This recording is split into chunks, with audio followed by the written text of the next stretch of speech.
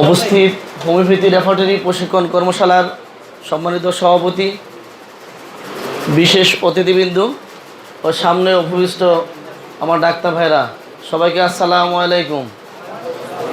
আপনারা আমার সাথে একটু জোরে জোরে কথা বলবেন। আমাদের মাইক লাগে না, মাইক ছাড়া ভালো চলে, সাউন্ড ছাড়া ভালো চলবে। আপনারা কথা বললে, আপনার কথা না বলে কাজ করতে পারবো না। শুধু শুনবেন, বলবেন না, সাথে জবাব দিবেন না, তা হবে না। আমার সাথে সাথে কথা বলবেন, তাহলে বুঝবো যে আপনারা শুনতেছেন। যদি কথাবার্তা না বলেন, তাহলে বুঝবো যে আপনারা ঘুমাচ্ছেন বা ভালো লাগছে না। যখন ভালো লাগবে না বলবেন, অফ করে দেব, কিন্তু আমার সাথে কথা বলতে হবে। স্যার এতক্ষণ অনেক কথা বলছেন, তো কেউ যদি কিছু বলতে চায় বাধা দিতে নাই। স্যার অনেক কথা বলে ফেলছে, তো সবগুলা নিতে পারে নাই, না নিতে পারলে ফেরত দেওয়ার সুযোগ নাই। স্যার বলছে আপনাদেরকে উৎসাহিত করার জন্য, এর মধ্যে বাধা দিচ্ছি না। আপনারা আজকে যেই উদ্দেশ্যে বসছেন রেফার্টারি শেখার জন্য, এই রেফার্টারি শিখতে সর্বোচ্চ 2 ঘন্টা লাগে। কয় ঘন্টা? এর বেশি দরকার নেই, 2 ঘন্টা বেশি লাগবে না। কিন্তু নিজে চলার জন্য, নিজে চলার দিন শেষ, এখন অন্যকে চালাইতে হবে। ডিজিটাল বাংলাদেশ, এখন নিজে চলবো না, শুধু নিজে চালাবো। একটা ছেলে যখন বা একটা ছেলে বা মেয়ে যখন ডাক্তারি শেখার জন্য চেম্বারে আসে, ওরা উদ্দেশ্য নিয়ে আসে যে আমি এই ডাক্তার সাহেবের কাছে যাব, কিছু শিখবো, কিছু শিখে অন্যকে কিছু শিখবো, শিখে চেম্বার চালাবো, এই উদ্দেশ্য। কিন্তু ইদানিং এসে ওদের উদ্দেশ্যটাকে একদম পাল্টে দিচ্ছি। সেটা হচ্ছে এই, আমার পিছনে কিছু ডাক্তার, আমার সাথে কিছু ডাক্তার আসছেন, তাদের মধ্যে কিছু ডাক্তার আছে যাদেরকে কোনো দিনই ডাক্তারি করতে দেব না। এটা আমার ইচ্ছা। ওরা কি করবো আমি জানি না, ওদেরকে ডাক্তারি করতে দেব না, ডাক্তার তৈরি করবো তাদের দ্বারা। আপনি যদি রেফার্টারি শিখতে চান, আমি 2 ঘন্টা কথা বলবো, ইনশাল্লাহ 2 ঘন্টা পরে আপনি রেফার্টারি নিশ্চিন্তে গাঁটতে পারবেন। কিন্তু আপনি গাঁটতে পারবেন, কিন্তু আরেকজনকে শেখাইতে গেলে একটু ব্যতিক্রম কিছু বিদ্যা লাগে। আরেকজনকে শেখাইতে গেলে ব্যতিক্রম কিছু বিদ্যা দরকার। এর মধ্যে অনেকেই আছেন রেফার্টারি গাঁটতে পারেন, মোটামুটি পারেন, ভালো পারেন, অনেকেই আছেন। যখন আমরা গ্রুপ বাই গ্রুপ বসে যাব, তখন মনে রাখবেন যে যারা একটু মোটামুটি ভালো জানেন বা আগে আমার ক্লাসে ছিলেন, সেমিনারে ছিলেন, তাদেরকে আলাদা করে নেব। যারা একদম নতুন তাদেরকে আলাদা করে দেবো, তা নাহলে একটু সমস্যা হয়ে যাবে। কারণ বিভিন্ন সেমিনারের অভিজ্ঞতা বলছে এরকম, একটু মোটামুটি বুঝে অন্যরা বুঝে না। একই টেবিলে 5 জন বসা, একজন একটু মোটামুটি বুঝে, ওনার জন্য কিন্তু অন্যদের ডিস্টার্ব হয়। উনি বুঝে রেফার্টারি গ্রেড বুঝে, সাবরুব্রিক বুঝে, উনি কিন্তু মাইল মিটার বুঝেন না। আমরা যেই ভাবে যাচ্ছি সেই ভাবটা বুঝেন না, কিন্তু উনি মাঝখানে ডিস্টার্ব করতে যেয়ে অন্যদের ডিস্টার্ব হয়। যারা মোটামুটি বুঝেন তারা একসাইড হয়ে করে দেবো, আর যারা বুঝেন না, একদম নতুন, রেফার্টারি ধরেন নাই কোনো দিন, রেফার্টারি চিনেন না, তারা একদম আলাদা থাকবেন, আলাদা করে সেট করে নেব। যাই হোক, এবার আসি, আসলে আমরা যা আজকে শিখবো, যারা রেফার্টারি বুঝেন বা জানেন, মোটামুটি গাঁটতে পারেন, তারাই শুধু মাথায় রাখেন যে আমি শুধু রেফার্টারি শিখবো না, শিখাবো। সেখানে উদ্দেশ্য করে একই কথা বারবার হচ্ছে, সব সেমিনারে একই কথা হচ্ছে। তারপর আপনার এগুলো নেবেন, এই কারণে আরেকজনের শিখাইতে গেলে লাগবে। এই জন্য বলছি, আসলে আমি রেফার্টারি পড়বই বা কেন, রেফার্টারি এত প্রয়োজন কি, কেন রেফার্টারি শিখবো, এই রেফার্টারি কেন শিখবো, এই কথা বলার জন্য আমি কিন্তু ওই যে নাটক বা সিনেমা করে যে নাটক মোশাররফ করিমের একটা গল্প বলি। সেই গল্পটা হচ্ছে এরকম, মোশাররফকে এক ভদ্রলোক ফোন দিছে, হ্যাঁ মোশাররফ, তুমি কি বিদেশ যাবে? বিদেশ তো যাব। কোন দেশে? এই মিডল ইস্টে। মিডল ইস্টে যাবো না। ও দাঁড়িয়ে আছে একটা মুরগি ফার্মের মধ্যে, বিশাল মুরগি ফার্ম। এই ফার্মের মধ্যে দাঁড়িয়ে ও বলতেছে যে আমি বিদেশ যাইতে পারি, কিন্তু যদি বাইরে কোনো কান্ট্রিতে হয়, যেমন জাপান টাপান, ইটালি, কোরিয়া টুরিয়া, এরকম বড় কোনো দেশ হয় তাহলে যাবো, কিন্তু মিডল ইস্টে কোথাও যাব না। ওখানে বলো জাপান টাপান যদি হয়, আমেরিকা হলে 20-25 যা লাগে দেবো, 20-25 হাজার না লাখ, 20-25 লাখ যা লাগে দেবো, কিন্তু মিডল ইস্টে যাবো না। আরে ভাই, মিডল ইস্টে ভালোটা ভিসা আছে, চল, বিনা পয়সা যাবো না। তাহলে ও এত দূরে যাবে কেন? তার কাছে এটা গুরুত্বপূর্ণ হচ্ছে সেখানে ভালো পয়সা কামানো যায়, তাই তো? কথা বলেন না কেন? ভালো পয়সা কামানো যাবে, এই জন্য সে 25 লক্ষ টাকা দিবে, মুরগি ফার্ম সব বিক্রি করে দিবে, বিক্রি করে বিদেশে যাবে, জাপান যাবে, আমেরিকা যাবে, সুইজারল্যান্ড যাবে, টাকা বেশি, সেই জন্য এই জন্য সব ফার্ম বিক্রি করে দিবে। কিন্তু বিনা পয়সা তো মিডল ইস্টে যাবে না, টাকা কম। আমরা রেফার্টারি পড়বো কেন? যদি আমরা গুরুত্বই বুঝতাম, তাহলে আজকে থেকে আরো 200 বছর আগ থেকে, যখন থেকে রেফার্টারি আবিষ্কার, তখন থেকেই রেফারি ঘরে ঘরে চালু হয়ে যেত, কিন্তু আমরা এটা গুরুত্ব দিচ্ছি না, এটা প্রয়োজন বুঝছি না, যার জন্য আমরা এটা নিয়ে ঘাটাঘাটি করি না বা শিখতে চাই না। রেফারি শেখা অত কঠিন কাজ নেই, একদম সহজ, মাত্র 2 ঘন্টা লাগে। দয়াগঞ্জে বলছিলাম যে 2 ঘন্টা লাগবে রেফারি পড়তে, সবাই অবাক, 2 ঘন্টা আবার সম্ভব? বাস্তবে সম্ভব, একটু পরে দেখবেন। আপনি একটু মনোযোগী হলে মোবাইলগুলো বন্ধ রাখবেন, 2 ঘন্টা যথেষ্ট। আমি কিছু সময় দেবো, আমার সাথে ডাক্তার আছে, তারা দেবে 1 ঘন্টা সময় দেবে। নামাজের পরে আবার আমরা এক ঘন্টাখানেক আমি সময় দিয়ে দেবো, আপনার রেফারি বাড়ি যেয়ে অনায়াসে কাটতে পারবেন, কোনো সমস্যা নেই, কাটতে পারবেন। রেফারি শিখবো কেন? এই মুহূর্তে যারা এখানে উপস্থিত ডাক্তার যারা আছেন, প্রত্যেকে যদি বলি আমার মাথায় ব্যথা, কপালে ব্যথা, কপালে জ্বালাকর ব্যথা, আমার মাসিকের সময় ব্যথা, প্রসব ব্যথা, অনিয়মিত প্রসব ব্যথা, দাঁতে ব্যথা মাসিকের সময়, চোখে ব্যথা মাসিকের সময়, যদি বলি আমাকে চোখে ব্যথা মাসিকের সময় এটা দিয়ে ওষুধ দিতে হয়, দাঁতে ব্যথা মাসিকের সময় এটা দিয়ে ওষুধ দিতে হয়, আমার বমি মাসিকের সময়, কাশির সময় বমি, এই কথা দিয়ে ওষুধ দিতে হয়, কিন্তু আমি কি মনে রাখতে পারি যে মাসিকের সময় বমি কয়টা ওষুধের নাম আছে? সম্ভব? এই কিছুক্ষণ পরেই, এই কয়েক মিনিট আগে এক ভদ্রলোক বাইরে দাঁড়িয়ে আছে, ওনার মেয়ে, ডাক্তার মেয়ে এখানে সেমিনারের মধ্যে আছে। এক ভদ্রলোককে জিজ্ঞাসা করলো, ভাইজান আপনাদের এখানে যে লোকগুলো আসছে তাদের নামগুলো একটু বলেন। মেয়ে তো রাগ করে চলে আসছে বাবাকে না বলে, আজকে যে সেমিনার আসছে বলে আসছে সেমিনারে যাব, কিন্তু এখানে এসে বসলো কিনা বাবার মন, উনি জানার জন্য আসছে আমার মেয়েটা এখানে আছে কিনা। এখন যদি বলতেও পারে না মেয়ে, এখন যে মেজাজ ছেলে মেয়েদের যে আমার বাবা খবর নিতে এখানে চলে আসছে, তার জন্য প্রেস্টিজ। তো বলছে তোমাদের এখানে কে কে আছে একটু বলো। যখন বলছে কে কে আছে কথা বলো, এখানে আছে আমরা উপস্থিত আছি 100 উপরে ডাক্তার আছি, 100 মধ্যে 99 জনের নাম বলে দিল। এই ভদ্রলোক কয়জনের নাম বলছে?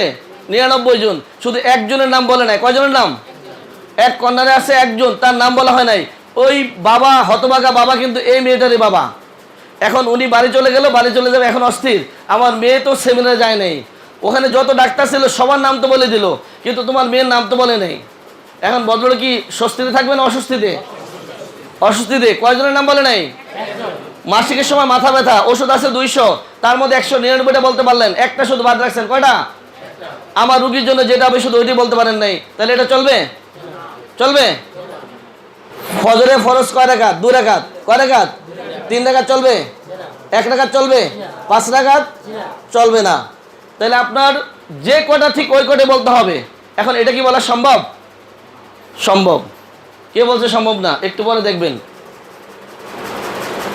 বগলে ঘাম, বগলে দুর্গন্ধ ঘাম, বগলে দুর্গন্ধ ঘাম বিকালবেলা, মনে রাখা যাবে ওষুধের নাম?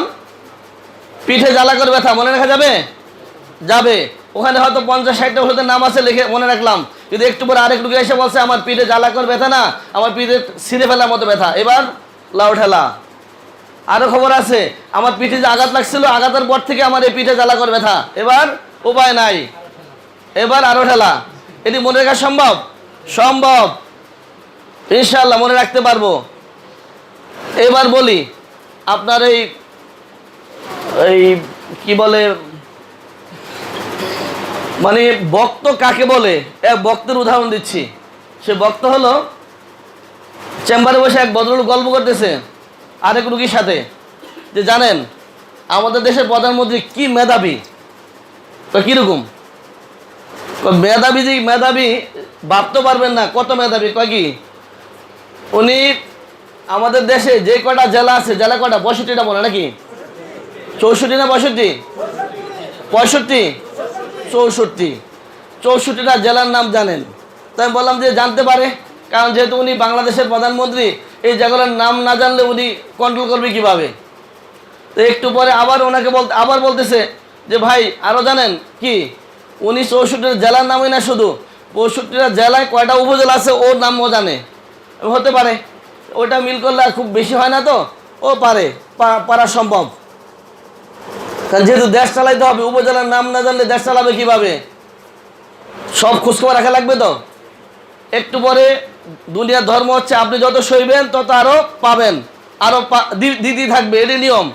ভাই আরও খবর আছে। আরও খবর কি, প্রতিটা উপজেলা কয়টা ইউনিয়ন আছে তাও উনি জানেন। তখন একটু থমকে গেলাম, বাবারে বাবা, এত ইউনিয়ন, এদের সব উনি নাম জানে, এটা তো কেমন কথা। এখন নিষেধ করে উপায় নাই, এখন যেহেতু বলছে যার কথা, উনি পারে, হতেও পারে। যাক, ঠিক আছে বাবা, এটাও মেনে নিলাম।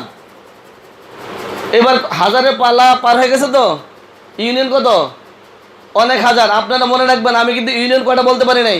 পরবর্তী আপনারা যারা যখন ট্রেনার হবেন, আপনারা প্রতিটা কতটা ইউনিয়ন আছে তার নাম মনে রাখবেন, কতটা ইউনিয়ন আছে সংখ্যা মনে রাখতে হবে। আমি কিন্তু এটুকু ছেড়ে দিয়ে যাবো, আপনারা বলবেন এতটা ইউনিয়ন আছে, তাও উনি মনে রাখতে পারে। এবার ঠিক আছে ভাই, হতে পারে, যেহেতু দেশের প্রধানমন্ত্রী, উনি এটা মনে রাখতেই পারেন। এবার আরো লঠেলা, এবার হচ্ছে প্রত্যেকটা ইউনিয়নে কতটা ওয়ার্ড আছে তার নামও উনি জানেন। এটা কি মানা যায়? আবার এটা কি সম্ভব? এটা কি মানা যায়? হয় পাবনা আমি যাব, তা না তো ওই পাবলিকের বাড়াবো, ভাই তুমি যাও না তো আমি যাই, এটা সম্ভব? প্রত্যেক ওয়ার্ডের নাম জানে। আচ্ছা ঠিক আছে ভাই, এখন যে লোক বলছে, এখন নাম আইলে উপায় না, হয় ভাই এটাও ঠিক আছে। এইবার বলতেছে আরো বিপদ, যতগুলা ওয়ার্ড আছে প্রত্যেকটা ওয়ার্ডে যতগুলা মেম্বার আছে প্রত্যেক মেম্বারের নাম জানেন। ওয়ার্ডের যে প্রতিনিধি, মেম্বার, চেয়ারম্যান, সবার নাম জানে। এটা কি মেনে নেওয়া যায়? আইরে কোন বিপদ। ওনার যে আবার পিছনে মানতেক আছে, তো এই মানতেক কিন্তু ব্যাখ্যা আমি জানতাম না। যাক, পরে এবার সব ওয়ার্ডের মেম্বারদের নাম জানে, মেম্বার শেষ। আর শুধু তাই না, প্রত্যেকটা বাড়ির পদবি সহ প্রত্যেকটা ওয়ার্ডের প্রত্যেকটা বাড়ির নাম উনি জানেন। এবার কি এই গল্প শোনা যায়? না শুনে তো রক্ষা নাই, শুনতেই হবে। ঠিক আছে ভাই, আপনি সব ওয়ার্ডের নাম উনি জানে, ওয়ার্ডের প্রত্যেকটা বাড়ির নাম জানে, মেনে নিলাম। তো আরও কথা আছে। আরও কথা কি, প্রত্যেকটা বাড়িতে কতটা শিশু আছে প্রত্যেকটা শিশুর নামও উনি জানেন। এইবার কি বলার আছে বলেন? এবার কিছু বলা যায় তো? ভাই আপনি এবার চুপ হন, আমার ডাক্তার আজকে বাধা হয়ে যাবে আপনার গল্প শুনে। তো আপনি বিশ্বাস না করার কারণ নেই, উনি পারে তো। আচ্ছা ঠিক আছে, কিভাবে পারে? বা ওনার পাশে যে এক ভদ্রলোক কম্পিউটার নিয়ে বসে আছে, পাশে বসে আছে যে ভদ্রলোক, ওনার কাছে সব ডাটা আছে। এবার কি করবেন আপনি? এবার তো রক্ষা নাই, এবার তো না হলে উপায় নাই। শুধু ক্লিক করবে, নোয়াখালী, বেগমগঞ্জ, অমুক থানা, অমুক ইউনিয়ন, অমুক ওয়ার্ড, বাড়ি কয়টা, ওই বাড়িতে কয়জন মারা গেছে গতকাল, আজকে কয়জন মৃত্যুর সাথে 5 জন আসছে, সব হিসাব আছে না এখানে? আছে তো? এতক্ষণ যা বললাম যদি কম্পিউটারটা বাদ করে দেই, এতক্ষণ যা বললাম যে কম্পিউটারটা বাদ করে দেই, তাইলে সব কি অবাস্তব? সব কি? আর যদি কম্পিউটারটা হাতে নেই তাইলে কি সব কি বাস্তব?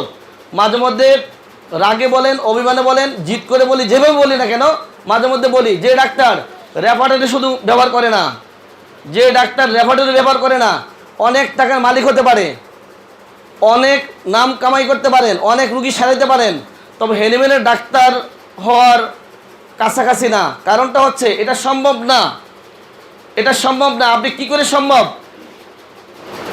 500, 800, 1000, 2000, 3000 ওষুধের সব কথা মনে রাখবেন। শুধু যদি আপনি যদি ঔষধের চরিত্র হাতে নেন, ব্যথার ধরন হাতে নেন, 100-এর উপরে শুধু ধরন চলে আসবে, etching, boring, burning, cutting, drawing, lensing, এইভাবে 100-এর উপরে শুধু চরিত্র চলে আসবে। এক একটা ওষুধের মধ্যে চরিত্রের কোনো শেষ নেই। 40-50টা শুধু আপনি চরিত্র পাবেন, 30-40টা চরিত্র পাবেন, 10টা-20টা চরিত্র পাবেন, এক এক জায়গায় এক এক রকম চরিত্র পাবেন। এগুলি সব মনে রাখা সম্ভব? কোনো পথ নাই, আপনাকে রেফারেটরি শিখতে হবে। এর বাহিরে ডাক্তারি করা যাবে না।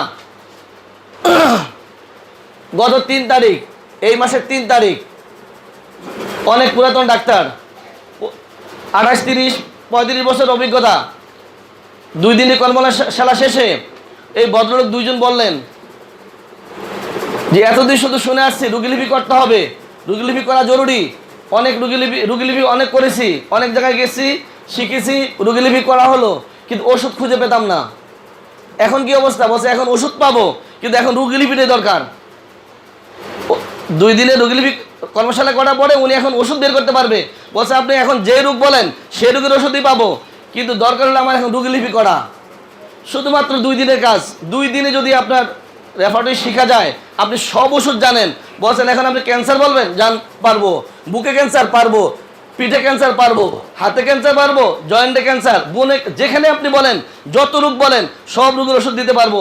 শুধু দরকার একটু রুগী লিবি সব পারবো। পাশ থেকে ওনারে আরেক বন্ধু বলতেছে, এতক্ষণ বললে যে ওষুধ পাও না, রুগীলিপি পারো, বলছে এখন রুগীলিপি যেটা পারে এটা চলবে না, এটা আরো আপডেট করতে হবে। এখানে যত তথ্য দেওয়া আছে এগুলো আরো ভালোভাবে শেখা দরকার। তাহলে আমার এই দুইটা উদাহরণ থেকে বুঝতে পারছি তো যে আসলে রুগীলিপি রেফারেটরি আমাদের দরকার। কি বলেন, লাগবে তো? লাগবে বলতে আবার এরকম যেন না হয় বউ দরকার, বউ লাগবে, বউ ভালো জিনিস, বউ লাগবে, এরকম না হয়ে অন্যভাবে বউ ছাড়া প্রজন্ম অকেজো, প্রজন্ম হবে না, বউ ছাড়া রান্নাবান্না চলবে না, বউ ছাড়া সংসারবার চলে না, আয় উন্নতি হবে না, এটা হলো বউ রচনা নাকি? এবার আমরা রেফারেটরিতে আসি। কোথায় যাব? এবার যাব রেফারেটরি।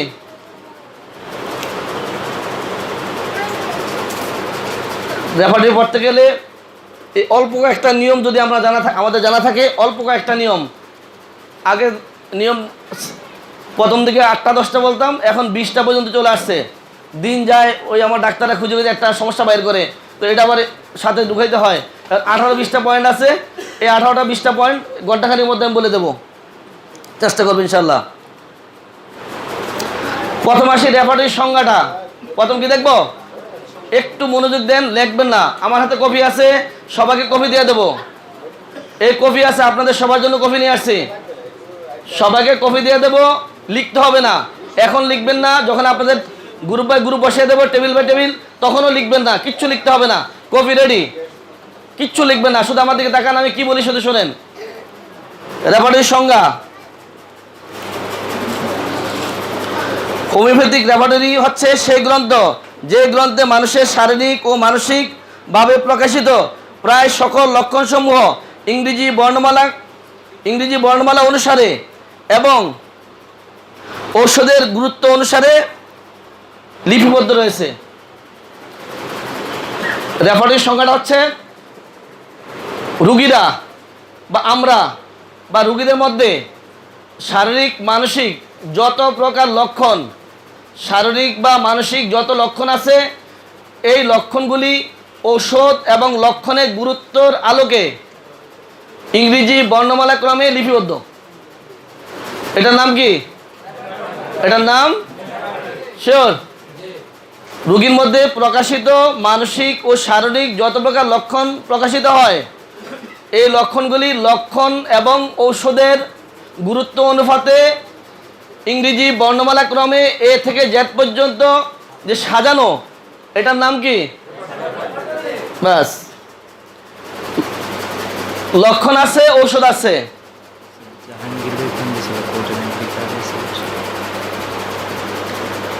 জাহাঙ্গীর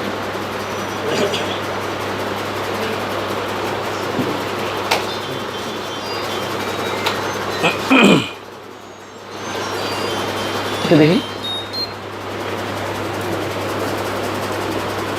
কথা বলে, পরে কথা বলবো। আচ্ছা, রেফারেটরির সংজ্ঞা কি হলো?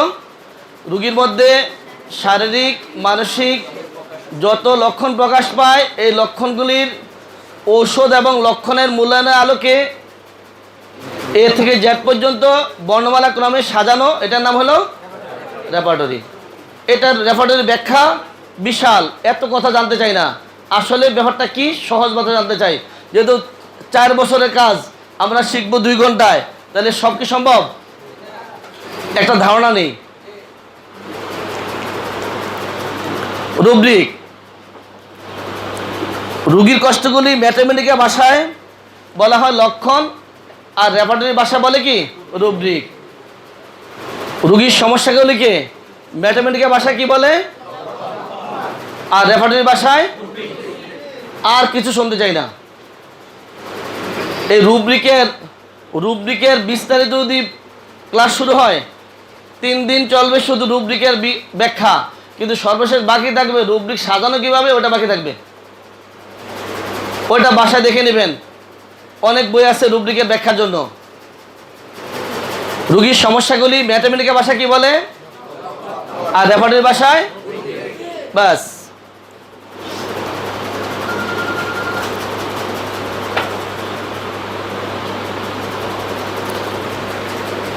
ক্যান রেফাটরিতে আপনার প্রধান রুব্রিকগুলি ইংরেজি বর্ণমালার বড় হাতের অক্ষর ব্যবহার করা হয় এবং অক্ষরগুলো থাকবে বোল্ড। কি থাকবে? ক্যান রেফাটরিতে প্রধান রুব্রিকগুলি ইংরেজি বর্ণমালা বড় হাতের অক্ষর থাকবে এবং অক্ষরগুলো থাকবে কি? বোল্ড। এগুলোর নাম কি? প্রধান রুব্রিক। এগুলোর নাম প্রধান রুব্রিক। প্রধান রুব্রিকগুলির ইংরেজি বর্ণমালার বড় হাতের অক্ষর থাকবে এবং অক্ষরগুলো থাকবে বোল্ড। প্রধান রুব্রিক। প্রধান রুব্রিক সাজানোর নিয়মটা কি? প্রত্যেকটা অধ্যায়ের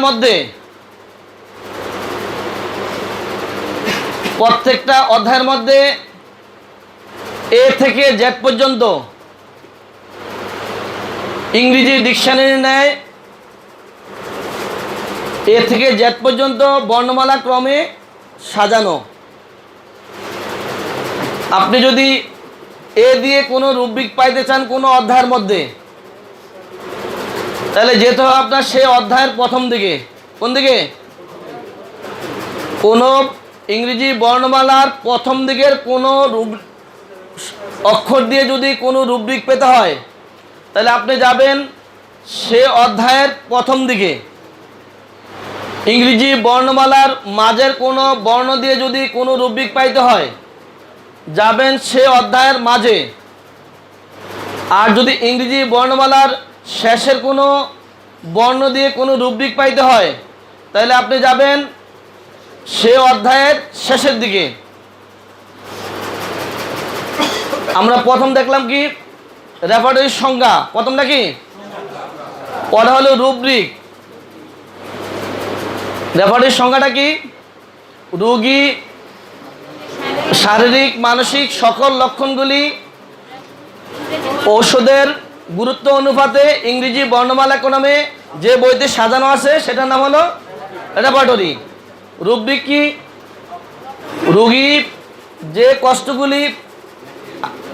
রোগীর কষ্টগুলিকে ম্যাথমেটিক্যাল ভাষা বলে সিমটম বা লক্ষণ, আর রেফাটরি ভাষায় বলা হচ্ছে রুব্রিক।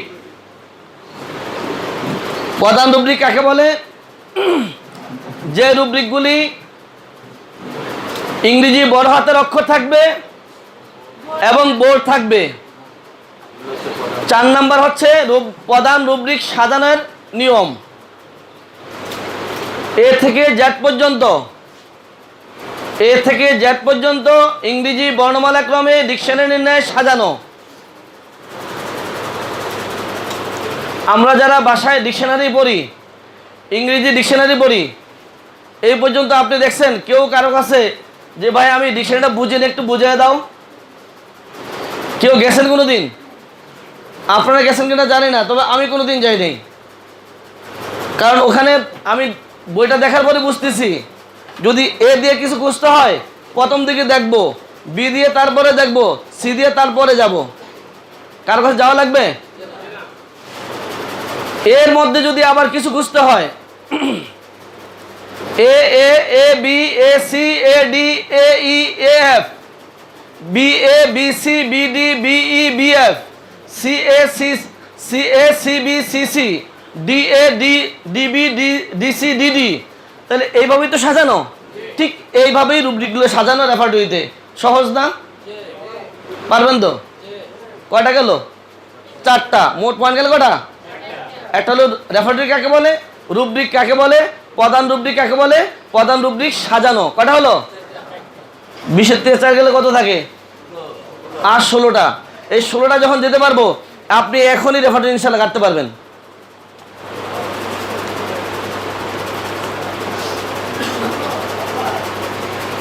সমস্যা হলো অল্প অল্প করে বাড়বে। সাব রুব্রিক হলো সমস্যা। কোন রুব্রিক? Sub rubric. সাব এখানে সহজ, স্যার যে লাইনে বসে আছে আর আমরা যেও বসে আছি, আপনারা যেও বসে আছেন, প্রধান রুব্রিক সাব রুব্রিক বোঝা যায় না? স্যার বসে চেয়ারে একদম টেবিল নেয়া আপনাদের দিকে, আমরা বসছি টুলের মধ্যে, তাহলে সাব বোঝা যায় না? যারা চাকরি করেন ব্যাংকে বা বড় বড় অফিসে, ওনারা সাব রুব্রিক বোঝা আরও সহজ।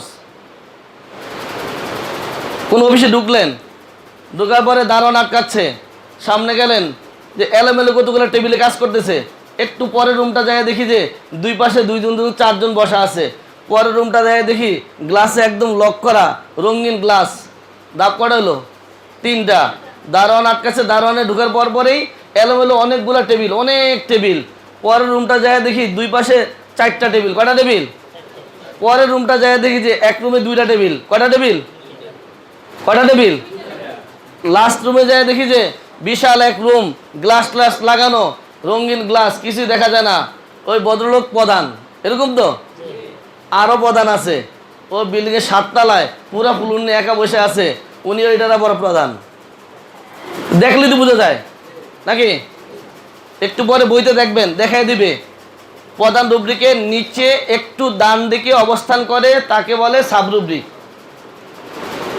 প্রধান রুব্রিকের নিচে একটু ডান দিকে বা ভিতরে, অনেকে ভুল করে প্রধান রুব্রিকের একটু নিচে, এটা বলা যাবে না, একটু করবে হলো কম্পিউটার কতটুকু স্পেস বেশি কম দিবেন, আপনি বলতে পারেন প্রধান রুব্রিকের নিচে একটু ডান দিকে বা ভিতরে অবস্থান করে, ওটাকে সাব রুব্রিক বলে। কি বুঝেন নাই মনে হয়? 5 নম্বরে সাব রুব্রিক। যে রুব্রিকগুলো প্রধান রুব্রিকের নিচে একটু ডান দিকে বা ভিতরে অবস্থান করে তাকে সাব রুব্রিক বলে। সাব রুব্রিকের একাধিক সাব রুব্রিক থাকে। সাব রুব্রিকগুলি আবার আপনার শর্ত নাই, কারণ খায়া বাইসা আছে তো, ওই যে প্রধান বড় অফিসার ছোট অফিসার, ওরকম ভালো চেয়ারও নাই, ভালো তাওয়ালও নাই, আর বড় স্যারের ভালো চেয়ার ভালো তাওয়াল লাগে তো, তাহলে প্রধান রুব্রিকের শর্ত আছে, আমার কিন্তু বোল্ড হইতে হবে, ক্যাপিটাল হইতে হবে, তাহলে আমি প্রধান। চেহারা দেখলে বোঝা যায় বড় স্যার। আর সাব রুব্রিক ছোট হাতের হবে এবং নর্মাল বা চিকন অক্ষরে হবে, এটা হলো সাব রুব্রিক। ওটা আবার চরিত্রটা আলাদা দিয়ে দেওয়া হলো, যদি এই কথাটা এখানে উল্লেখ করা নাই, একটু লাগাই নিন পরবর্তীতে। প্রধান রুব্রিকটা হচ্ছে ক্যাপিটাল লেটার হবে, বোল্ড হবে, আর সাব রুব্রিকটা হবে স্মল লেটার হবে, আর চিকন বা সহজভাবে লেখা হবে। তাহলে সাব রুব্রিক বুঝতে পারলাম।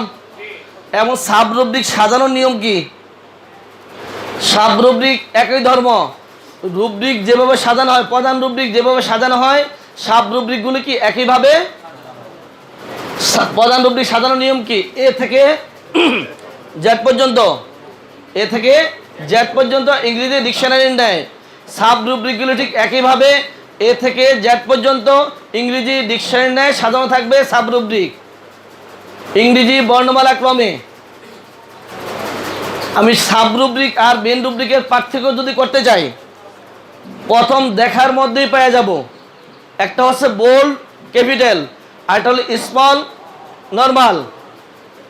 আর সাজানোর মধ্যে, এটা হলো দেখার মধ্যে, সাজানোর মধ্যে কি প্রধান রুব্রিকগুলো হবে একই সারিতে সাজানো দেখা যাবে, আর একটু ভিতরে বা ডান দিকে অবস্থান করবে, ওটাকে সাব। তার নিচে আরেকটা আছে, ওটার নিচে আর একটু ভিতরে, ওটার চেয়ে একটু ভিতরে, ওটার সাব। বইতে দেখাই দিবে, আমি এখানে দেখাতে পারছি না, আমার হাতে আছে। যেমন যদি বলি হেড এ পেইন, আমার হাতে আছে হেড এ পেইন, হেড এ পেইনটা প্রধান রুব্রিক।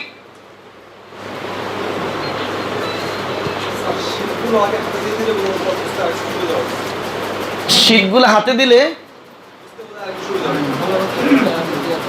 দিয়ে দেবো, দেন শীটগুলো দিয়ে দেন। 1 নম্বর শীটটা দিয়ে না কিন্তু, ম্যাথমেটিকাটা দেন।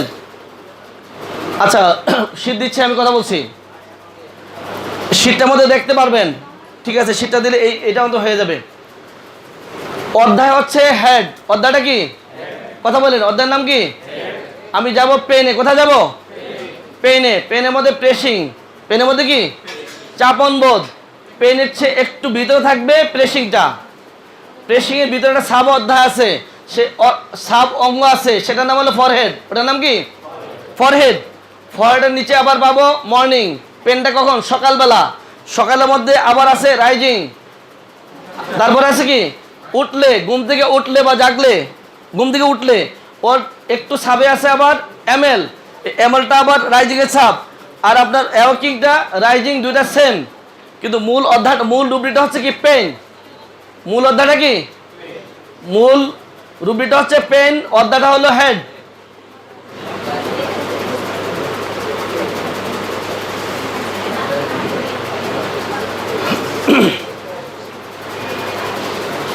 একটু পানি নেব।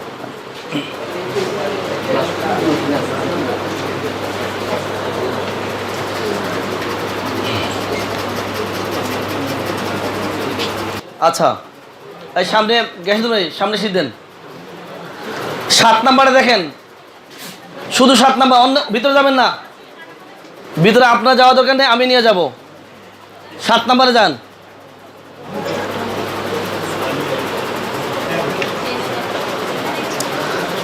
সাব রুব্রিকের চিত্র দেখেন। হেডের নিচে দেওয়া আছে পেন। কি দেওয়া আছে? কথা বলেন, হেডের নিচে কি দেওয়া আছে? পেনের নিচে দেখেন প্রেসিং দেওয়া আছে। কি আছে? সাব রুব্রিকের শর্ত হচ্ছে মেন রুব্রিকের নিচে একটু ডান দিকে বা, কথা বলে না কেন, মেন রুব্রিকের নিচে একটু ডান দিকে বা ভিতরে থাকবে, ওটার নাম কি? Sub rubric. সাবের একাধিক সাব থাকতে পারে। ওটার নিচে আবার দেখেন ফরহেড দেওয়া আছে। কি দেওয়া আছে? ফরহেড দেওয়া আছে। ফরহেডের নিচে আবার দেখেন একটু ভিতরে আছে মর্নিং। কি আছে? ওর নিচে আবার আছে রাইজিং। কি আছে? ওটার নিচে আবার এমএল দেওয়া আছে। এটা কি? ওটা সাব, রাইজিং এর সাব। এমএলটা কার সাব? কথা বলেন না কেন, কার সাব? এমএলটা রাইজিং এর সাব। রাইজিং কার সাব? মর্নিং এর সাব। মর্নিং কার সাব? ফরহেড কার সাব? প্রেসিং কার সাব? পেন। একটু ঝামেলা হচ্ছে নিচে ওয়াকিং, যেটা ওয়াকিং